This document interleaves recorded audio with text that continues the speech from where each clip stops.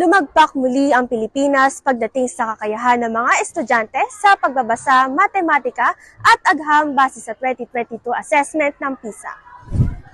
Math ang pinakamahirap na asignatura para kay Francesca Yuzos. Math, since marami siyang kailangan aralin na formulas, kailangan din ng solving solutions every problem.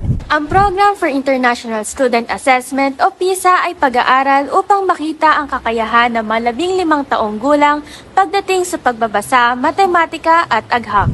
Sa resulta nito, ika-77 tayo sa 81 na kasali. Ayon sa DepEd, halos walang pinagkaiba ang resulta ng PISA noong 2018. Ang average na marka sa matematika ay tumaas ng 2 puntos kumpara noong 2018.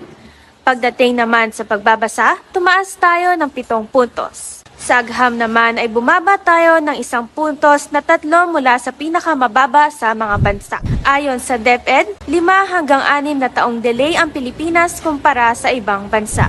Ayon kay Sara Duterte, tuwing Biyernes ay magiging catch-up day para sa mga estudyante at guro. We need to allot one day na yun lang ang gagawin ng lahat.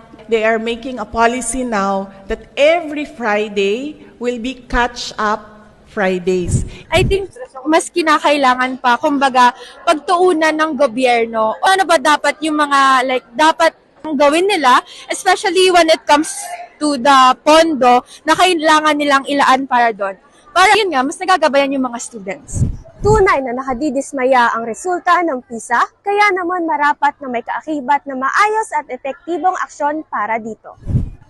Ako si Sofia Bernabe, tagapaghatid ng pag-asa at karunungan. Ito ang Balitang Pok.